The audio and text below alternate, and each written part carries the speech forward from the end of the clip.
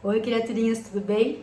Novamente atendendo a pedidos, eu fiz até uma enquete para saber sobre o assunto que eu iria falar hoje, mas o pedido da receita é do sagu, que é uma receita extremamente simples e rápida, tá? Não é nada complicado, as pessoas têm dificuldade de acertar o ponto, mas é porque aquela coisa que é muito simples tem um processo, tá?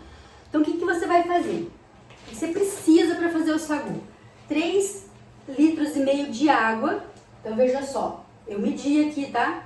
Casa China, você pode procurar, enfim, né, no 99, no supermercado, um copo de medida. Então essa aqui vai resolver todos os seus problemas. 7 copos desse, que dá 3,5 litros, né, quando estiver marcando 500 ml. Um pacote de sagu, que é padrão, tá? Eu tô usando Pinduca, mas lá no interior eu uso a Eric. Sim, você compra uma marca conhecida, né? Não tem tanto problema, porque isso aqui é uma coisa muito tradicional da cozinha brasileira. Eu nunca fiz um sagu que não deu certo por causa da marca do sagu. Então, um pacotinho é padrão, um pacote de sagu, 1 litro de vinho. Eu falo 1 litro de vinho, tá, gente? Mas eu fui conferir que não é 1 litro, é 750 ml. Tem esse vinho, né? Para sagu. Inclusive esses vinhos baratos que a gente compra no supermercado, que nem rolha tem, né? A gente compra vinho para sagu, porque não é vinho para beber, assim, né? Eu adoro, eu bebo esse vinho. Aliás, eu só bebo esse vinho, já falei que meu paladar é muito infantil.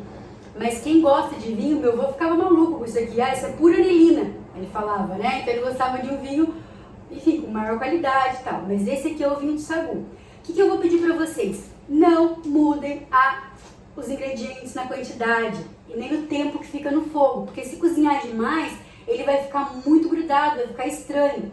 Se cozinhar de menos, ele vai ficar duro, tá? Então assim, exatamente do jeito que eu tô falando aqui. Coloquei a água, quando ela começar a ferver, eu vou colocar o sagu dentro, vou deixar ferver 25 minutos certinho no relógio, eu vou olhar quando eu colocar.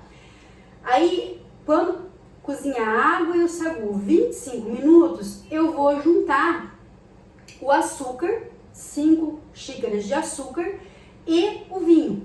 Aí você precisa mexer um pouquinho, tá? Você precisa mexer um pouquinho porque, como tem bastante açúcar, vai começar a grudar na panela, como sempre, tá certo? Então assim, é muito fácil e rápido. Se você somar todo o tempo, são 35 minutos. É muito rápido o processo de fazer o sagu e é muito fácil os ingredientes e rende demais. Você tem que perceber, tem que verificar se você tem uma panela para sagu, porque se você morar sozinho, não é normal ter uma panela que caiba 5 litros, né? Então, e vai render muito. O que eu sugiro? Distribua, sabe? O mundo anda muito duro, assim, as pessoas ficam surpresas e felizes quando você chega com um potinho de uma comida que você sabe que ela gosta, porque tem outra coisa, tá, gente? Sagu é uma sobremesa muito raiz e depende muito do paladar, porque a consistência dele é bem diferente. Quem gosta, ama. A colonada pira, né? Porque leva diretamente para a infância. Quem não gosta, tem nojo, tá? Então não força a amizade, né? Por que essa necessidade que vocês têm de fazer que todo mundo goste das coisas que vocês gostam? Eu não entendo isso. Respeita o gosto do outro, né? Se gosta de sagu, beleza. E assim, nunca entenda como É engraçado isso também, né? Algumas pessoas, quando se oferecem alguma coisa, olha, né, não quero ofender, nunca é uma ofensa pessoal, é uma questão de gosto. Você não está dizendo que você não gosta de mim quando você não aceita uma coisa que eu faço, né? Você está respeitando, né, mas você não quer, você não é obrigada a comer. Eu sonho com esse dia, né, de não ser obrigado por educação a fazer as coisas, né? Mas ele não aconteceu ainda. Então, quem veio pelo sagu, a receita é simples e é isso, tá? Tranquilo. Quem veio pela conversa, a gente vai começar a conversa agora, porque a água tá fervendo, né? Não vou erguer aqui pra, enfim, ser escaldada, né? Então, a água começou a ferver, eu vou abrir o pacotinho e vou colocar o pacotinho inteiro aqui na água, tá? Então, 3,5 litros de água, 500 gramas de sagu. Pronto, tá? Aí, ó, vou ter que olhar no relógio agora. Então, olha só. Eu vou marcar aqui certinho 25 minutos, tá certo? Para acrescentar os outros ingredientes, que é 1 litro de vinho, que não é bem 1 litro, a gente já conversou sobre isso, né? E colocar também o açúcar, tá certo? Essa receita eu assisti a minha avó fazer milhares de vezes, tá? Então assim, é uma coisa muito, muito, muito relacionada à minha infância. E lógico, né, tem todo um sabor afetivo, enfim, né, que, como eu falei, você volta para tua infância. E a conversa de hoje tem muito a ver com esse momento, assim, né, feminino. Por quê? Porque eu fiz uma enquete no Instagram, se queriam falar sobre os procedimentos estéticos que eu fiz depois da bariátrica, ou sobre a questão da minha maternidade, que foi por fertilização in vitro. E vocês escolheram, então, a conversa, né, a prosa sobre fertilização in vitro. A maternidade é uma questão muito importante para a vida das mulheres, inclusive para aquelas que não querem ser mães, porque elas são cobradas o tempo inteiro por uma coisa que elas não querem, tá? Então, olha só. Toda vez que eu penso na maternidade, eu fico assim impactada com o poder que a gente tem. O útero humano é o único portal para trazer vida à Terra. Agradeça e respeite, certo? Só as mulheres geramos vida. Isso é muito poder, gente. Se eu não tivesse esse poder, eu ficaria com medo dele. Se eu fosse um homem, eu ia falar, pô, sacanagem. Mas olha, meninos, não fiquem com inveja, porque a gente sofre a vida inteira para ter esse poder. É uma questão de TPM, hormônio e tal, então, né? Não é só nos filmes que grandes poderes trazem grandes responsabilidades, na vida também. Então, as mulheres, nós somos controladas devido a esse nosso grande poder de gerar vida, tá? Controladas, estou dizendo em termos históricos, né? Pelo patriarcalismo, pelo cristianismo, juro que não é uma aula de história, mas vocês entendam que poder gerar vida é uma coisa incrível. Quando que a gente conseguiu administrar isso? Historicamente é muito curto esse processo de domínio da mulher sobre o processo reprodutivo. Em 60, o primeiro anticoncepcional foi criado nos Estados Unidos, chegou no Brasil em 62. Se você pensar, são 3 gerações de mulheres que podem, quando o anticoncepcional dá certo, né, escolher ter ou não filho. Tá? Senão qualquer atividade sexual, geralmente, né, vai gerar grande possibilidade de gerar outra vida. No meu caso, então, essa maternidade sempre foi um desejo, né? Eu sempre quis ser mãe. Nunca pensei muito em casamento, mas em mãe eu sempre quis, né? Falei, não, eu quero ter filho. Quando eu era criança, eu queria ter mais que um filho, né? Eu queria ter uns 5, maluca. Depois eu criei juízo, né? Depois do Matheus, eu já converso isso com vocês. Mas eu nunca pensei em casar, tá? Não tinha, assim, esse sonho, né? Tem gente que projeta, entrando na igreja de branco e tal. Não faz parte do meu show, né? Se eu acreditasse realmente, né, no zodíaco, eu diria que com Sol e Lua em Sagitário e Ascendente em Aquário, né? A gente não foi feito para isso, tá? Mas, né, é só uma brincadeira. Então, eu tinha esse sonho, esse projeto de ser mãe, foi por isso que eu fiz a bariátrica em 2005, né? Fui viajar um pouquinho, fui aproveitar, etc. Em 2008 eu comecei o processo de fertilização in vitro, tá? Por que, né, assim, meu processo não foi regular, não foi padrão? Então, gente, né, eu não tinha um namorado, né, não tinha nenhuma relação romântica. Eu resolvi ter esse filho através da coparentalidade. Se você achar que isso é diferentão, único, joga no Google que tem até site explicando o que é. Mas eu vou simplificar para vocês. É a decisão que a mulher tem de ter um filho com um amigo, sem nenhuma relação romântica ou sexual, no meu caso, porque eu recorri à fertilização in vitro, tá? Desde que tem amizade colorida, eu não gosto muito dessas coisas, né? Mistura tudo, geralmente você perde a amizade. Então eu prefiro manter, né, cada coisa no seu nível.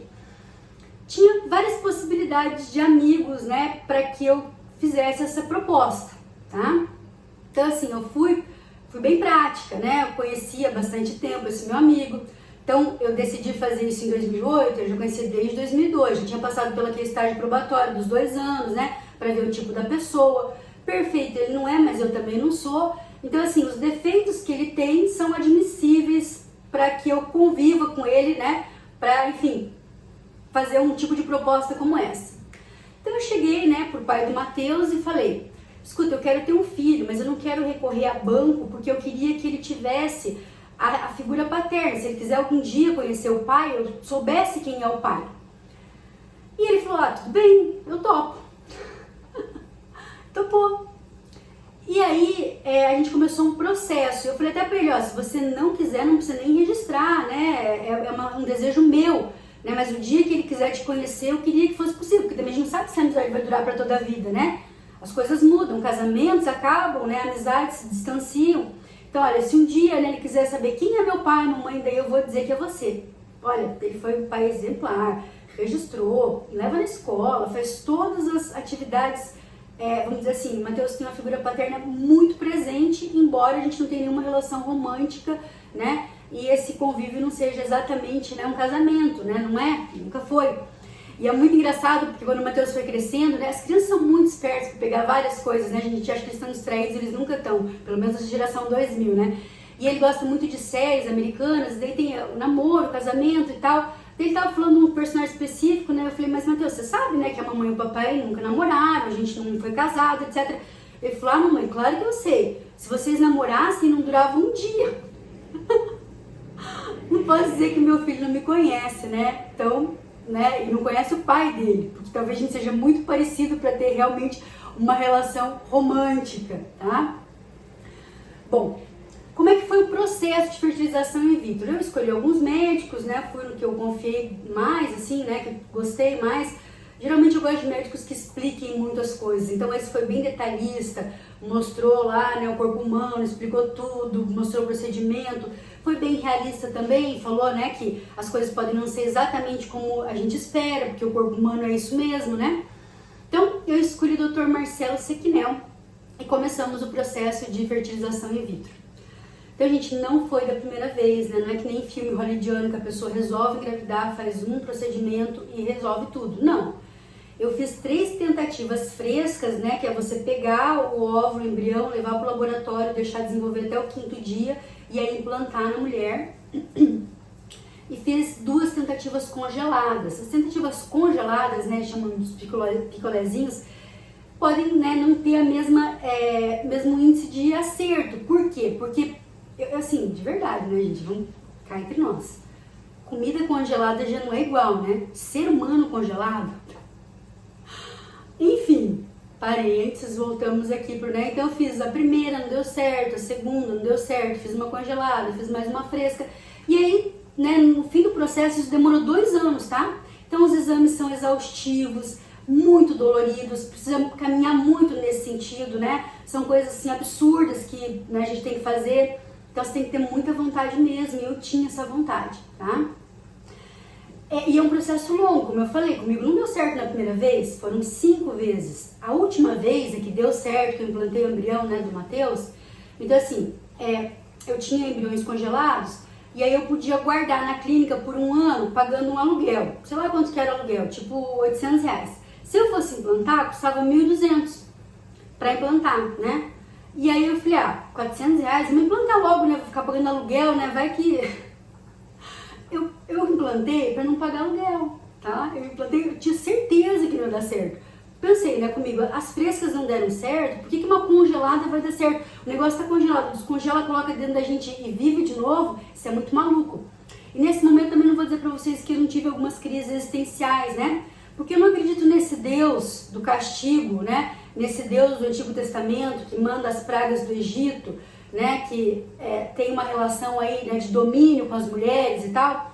Mas eu acredito no Deus do Novo Testamento, do amor, do perdão, que vive em cada um dos seres humanos, que a gente tem que respeitar no outro, tá? Que, né, essa ideia mesmo de reconhecer, né, o humano e respeitar o humano na sua divindade.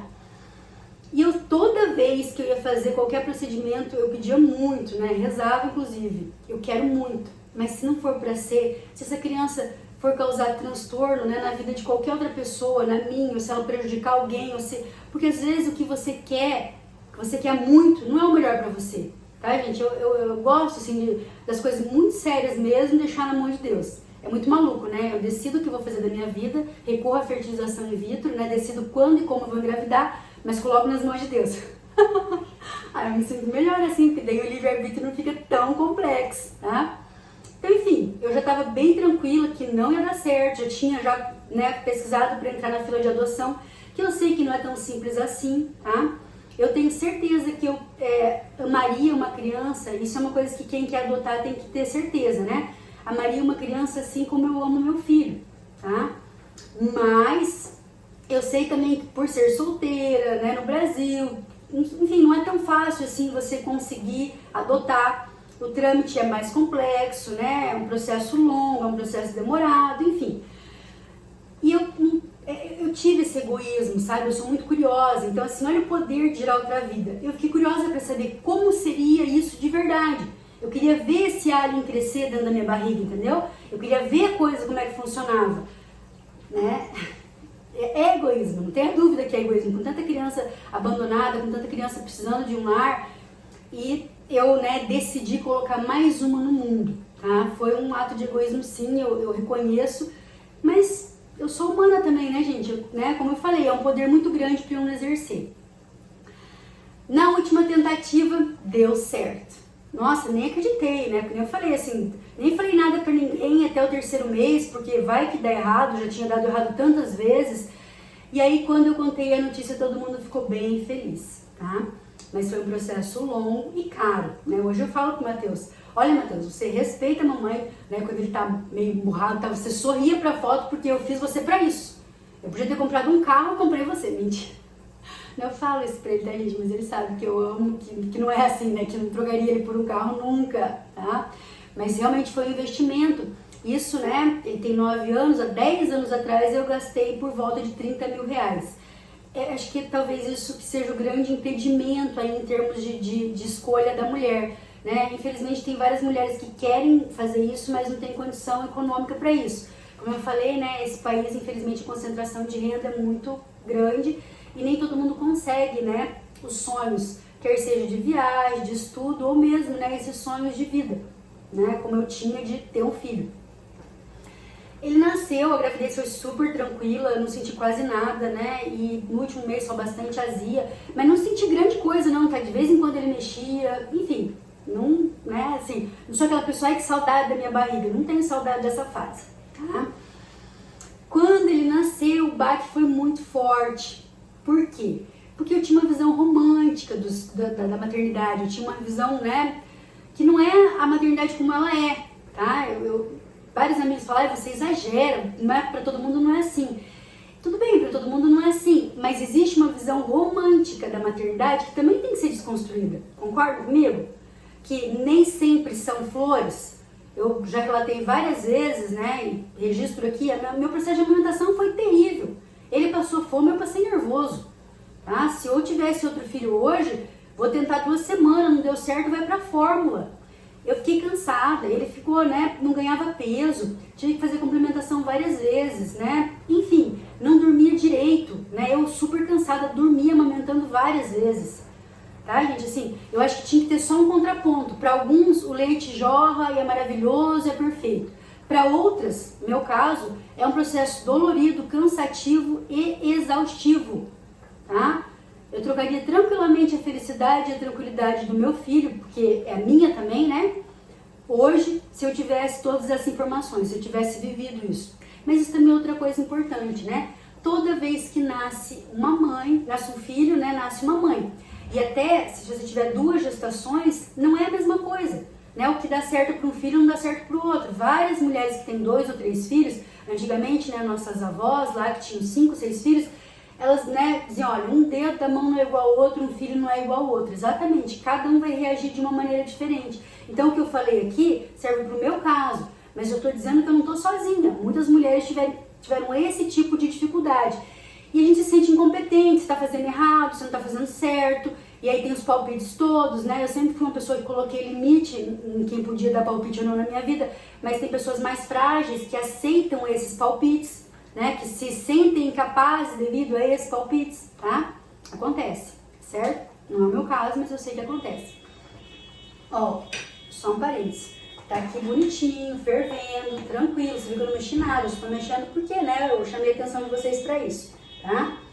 Então, e ele tá fervendo há 15 minutos, tá? Então, fervendo há 15 minutos aqui. Ok, né? Então, Matheus nasceu, esse primeiro momento foi muito difícil, né? Tive que desconstruir toda uma visão romântica da maternidade, né? Agradeci várias vezes, né, que eu tinha colocado 2 embriões que não nasceram gêmeos. Obrigado, Senhor, né? Agradecendo hoje também. Porque eu não dei conta de um, né, tive esse impacto com um, você imagina com dois, tá certo?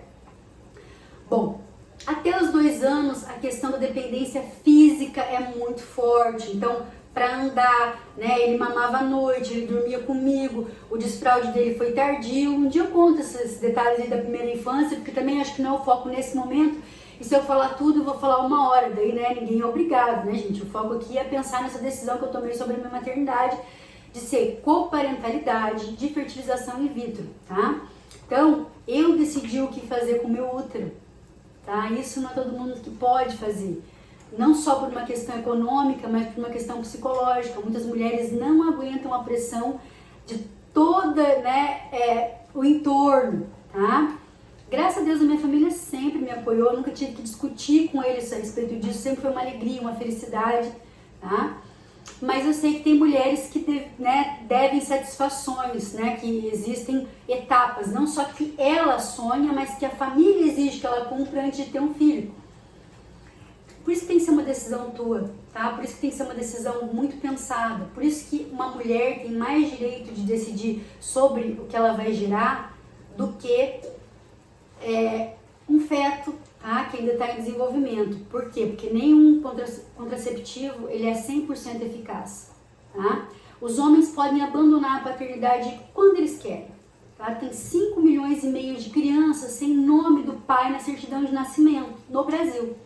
No mundo eu não sei, né, mas esses dados estão aí, né, os pais estão chegando, muita polêmica, e aí, assim, tem muito pai que resolve não assumir, tem pai que foge. Olha só, vamos pegar um exemplo da mídia, o Marcos Mion, ele é um exemplo de pai. Não, ele é uma mãe normal, tá? Porque ele tem um filho autista, participa, cuida, educa. Isso são o que as mães fazem sempre. Ele é um pai sendo um pai. Mas como a gente não está acostumada com isso, geralmente quando a criança tem algum, né, problema, entre aspas aí, né, a maioria dos pais não aguentam a pressão e fogem, a criança fica com a mãe.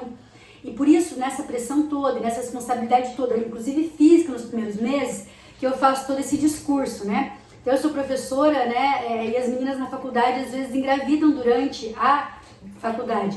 E aí eu falo, gente, cuidado pra não engravidar, pelo amor de Deus, engravida, né. Eu fico pensando, meu Deus, agora que eu virei, né, fiscal de útero. Sabe assim, gente, é por proteção, tá? Porque, assim, pra mim foi bem difícil. Eu imagino que se eu estivesse fazendo faculdade, né, vocês não conseguem assistir todas as aulas, e daí tem que fazer as avaliações, né, que não são diferenciadas, elas são regulares e é o mesmo ritmo. Então eu fico imaginando na dimensão de proteção para dizer, olha, por favor, não façam isso. E lógico que muitas, né, engravidam por querer ou sem querer e dão conta muito mais do que eu dei, né? Vocês são bem superiores nessa geração. Ela enfim, eu sou apaixonada, né, pela geração 2000 que está chegando aí na faculdade, né? E vamos pensar que de 95 já resolve muita coisa. Então veja, eu queria proteger as minhas alunas disso, né? Eu quero só ver quando a gente voltar em aula presencial, né? Porque a pandemia geralmente gera um baby boom, né? Digo pandemia não, que eu não vivi outra pandemia, mas, né, períodos difíceis da humanidade, como a Segunda Guerra, né? Então depois houve uma explosão de bebês. Eu quero ver o que essa pandemia vai trazer na sala de aula, né? Aguardo cenas dos próximos capítulos, né? Mas voltando aqui na minha experiência, tá? Então eu gerei um filho e pensando sobre isso, né? Eu vou dizer pra vocês o quê? Que mudou completamente a minha vida. Ao mesmo tempo que foi a experiência mais difícil, foi a experiência mais maravilhosa que eu já vivi, tá? Mas eu sempre quis ser mãe, tá? Não acho que todo mundo quer, não. E eu acho que existe um nível aí de... como é que eu vou dizer isso? De responsabilidade. Responsabilidade, vocês sabem a definição, né? Ser responsável pelas decisões que toma. Então exige um nível de responsabilidade aí muito forte depois que você tem um filho. Você perde algumas coisas. Você perde, né, durante esse primeiro ano, essa liberdade de ir e vir na hora que você quiser. Eu, pelo menos, perdi. Por quê? Porque eu entrei no ritmo do Matheus. Ele não pediu pra nascer, né, gente? Vamos educar essa criança. Lógico, cada um educa do jeito que quiser. Mas, assim, eu coloquei horário na comida, eu coloquei horário no sono. Então, o Matheus, assim, ele sempre foi uma criança que viveu com uma certa disciplina, tá? E eu acho isso bem importante. Hoje a gente está perdendo muito foco, né? Colocando ali a criança na frente do celular com 3, 4 meses de idade, é muita informação. Eles estão cada vez mais dispersos, está cada vez mais difícil eles concentrarem em uma coisa. Então, assim, é muita informação visual, acelerando a cabeça, e eu acho que isso é muito cansativo para eles.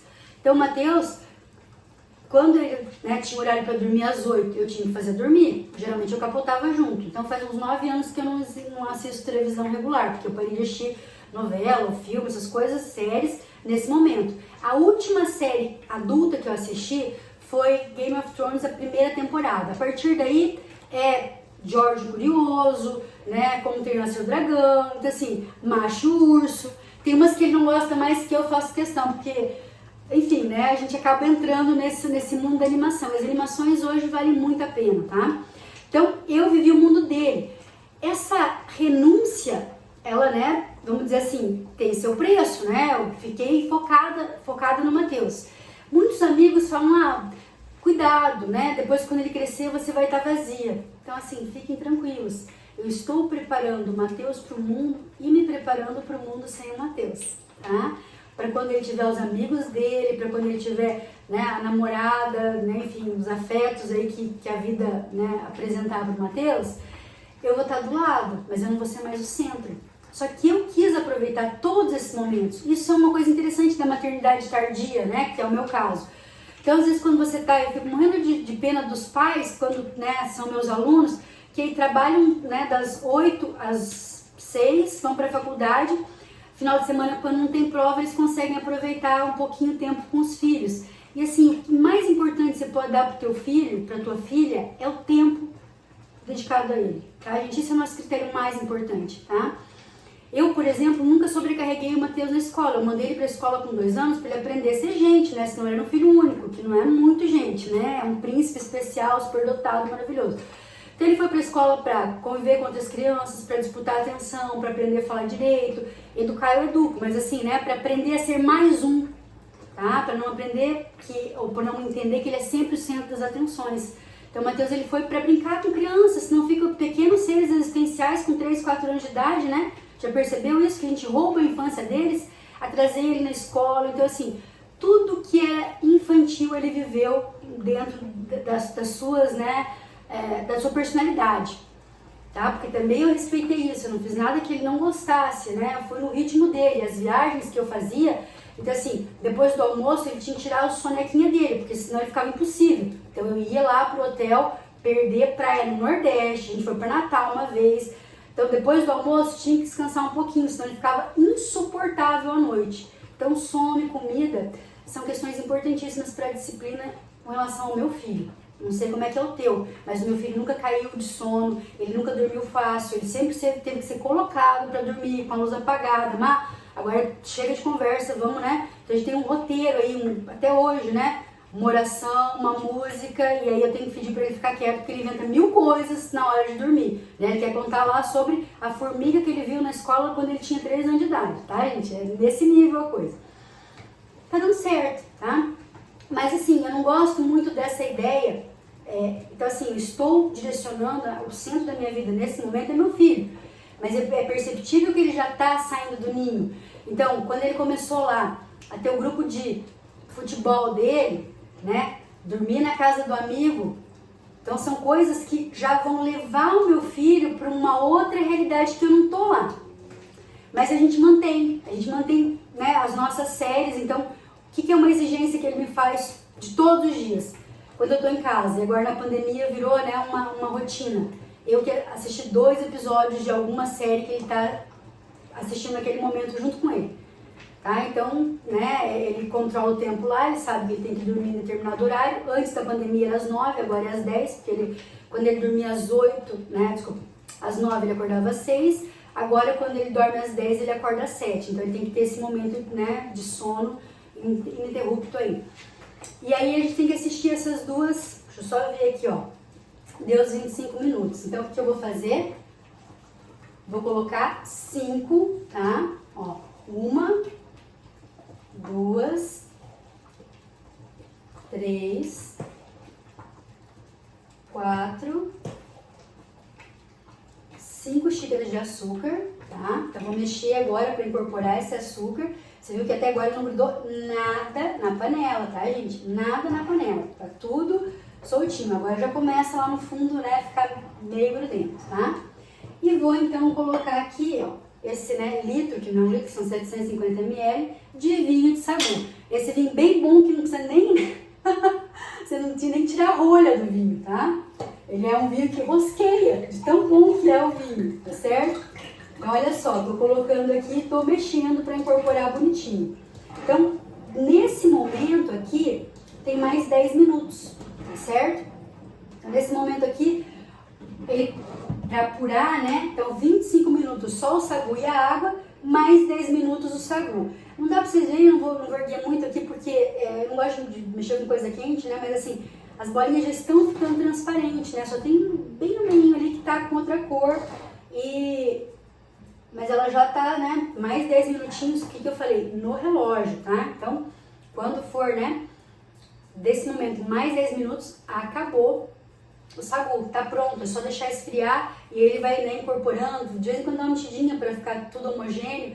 Mas assim, tá pronto, pra você ver. 4 ingredientes, 35 minutos. E você faz a alegria de muita gente, tá? Então, só para fechar um pouquinho aqui, né? Esse meu raciocínio com relação à minha escolha da maternidade, que foi a coisa mais interessante, mais difícil, mais maravilhosa que eu fiz na vida. Quando a gente daí, né, é mãe, você tem que olhar pro teu filho, você tem que dar tempo para ele. Se eu dissesse que tem uma coisa que funciona para todas as crianças, é você olhar com cuidado pro teu filho para saber como é que ele reage, para saber como é que você vai agir em relação a ele. O Mateus, ele é extremamente sentimental, ele magoa fácil, ele é dramático, então eu não posso alimentar muito isso nele. O colo, ele acontece, mas ele é também, né, incentivo para, olha, não pode ser assim, filho, você vai ficar chorando o dia inteiro, né? Ele é manipulador, né? Ele tem umas características assim, ele manipula, ele consegue muita coisa fazendo isso. Então eu tenho que agir com relação a essa questão. No processo de educar, a gente se educa um pouquinho, a gente aprende a ser mais coerente, tá? Então, muita coisa que eu fazia errada, né? Eu comecei a me alimentar melhor, eu comecei a cuidar um pouquinho mais, porque eu não queria que ele reproduzisse os mesmos vícios que eu tive, que me levaram à obesidade mórbida, tá? Então, eu sou uma mãe que toma decisões, eu não quero ser amiga dele, eu não sou amiga dele, eu sou mãe. Cada um vai ver a sua maternidade do jeito que acha mais adequado. Mas na minha vida, com relação ao Mateus, a minha função na vida do Mateus é colocar limite para ele. É explicar para ele que às vezes nem tudo que ele quer ele vai conseguir de uma maneira amorosa e cuidadosa, porque é assim que a vida trata. Sabe, gente, eu fico muito preocupada com as crianças que são protegidas de tudo, o tempo inteiro pelos pais. A gente está vivendo uma epidemia, né, de suicídio entre os jovens, principalmente esses jovens. Há pouco tempo atrás, né, o neto do Elvis Presley se matou. Meu Deus, né, tem dinheiro, tem fama, tem tudo. O que falta para essa pessoa? Então o dinheiro não é tudo. Sempre que eu pensei no meu filho, o que eu queria para o meu filho? Eu queria que ele fosse uma criança feliz, eu queria que ele fosse, né, e eu acho que isso está acontecendo, quero que ele seja uma criança empática. Eu explico para ele, eu mostro para ele, olha filho, olha o que você está fazendo. Porque essa criança que é hoje cuidada por nós, ela é protegida, né? Então o Mateus, ele vive numa bolha. Ele é prioridade, ele tem tudo sempre que ele quer, sempre ele em primeiro lugar. Como é que ele vai aprender da dor se ele não vivenciar alguns momentos de frustração, se eu não, né, fizer esse papel para ele? Então ele não é meu amigo, ele é meu filho. Eu converso com ele sobre limites. E o amor, na minha concepção, assim, essa ideia do amor, sabe, incondicional. Larguei tudo, vou ver pro meu filho. Isso é um preço muito alto para qualquer ser humano pagar. Então assim, não vou namorar, não vou viajar, vou viver em função do meu filho, enquanto meu filho... Não, gente, equilibra as coisas, tá? Lógico, quando eles são pequenos, até 2, 3 anos, a demanda é forte mesmo, mas depois disso, a vida é tua e ele vai ter o direito de seguir a vida dele. Amor não é nó, é laço. Se você alimentar esse laço, se vocês tiverem momentos, nossa, respeitar essa criança, né? Isso é uma outra coisa importantíssima, você respeita o teu filho. O Mateus não come sagu, vocês acreditam nisso? Eu já tentei, já ofereci, ele não gosta muito, ok, não come, não é minha infância, não é minha vivência, tá? Então assim, pense nisso na hora da escolha da profissão, né? Da orientação sexual. Se você não respeita o outro ser humano, você não está preparado para gerar. Essa é a minha opinião, tá? Então você tem que respeitar aquele outro ser humano que vai ter outras vivências e vai acolher. E vai, né, nesse processo, como eu falei, de educar, ser educado. É isso que a maternidade nos dá. Assim, eu acho que eu me tornei uma pessoa melhor depois desse processo todo. Mas isso foi um desejo meu, foi, né, muito que eu queria. E foi muito mais complexo do que eu imaginava, tá? Recomendo, né? Faria tudo de novo, ele é o meu presente de Deus, ele é, né, a pessoa que, enfim, né, eu acho que é a única forma do amor mudar alguém, tá? Porque assim, a gente muda pra melhor, a gente muda pra ser coerente, a gente muda pra ser exemplo. Porque às vezes a pessoa casa, né, falando, ah não, por amor fulano muda, por amor a fulana muda.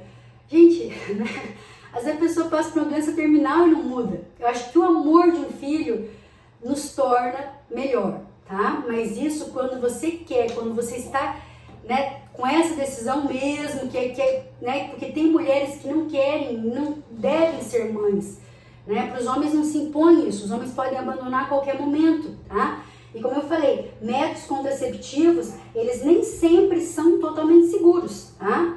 Enfim, ó, era tudo isso que eu tinha para falar, tá?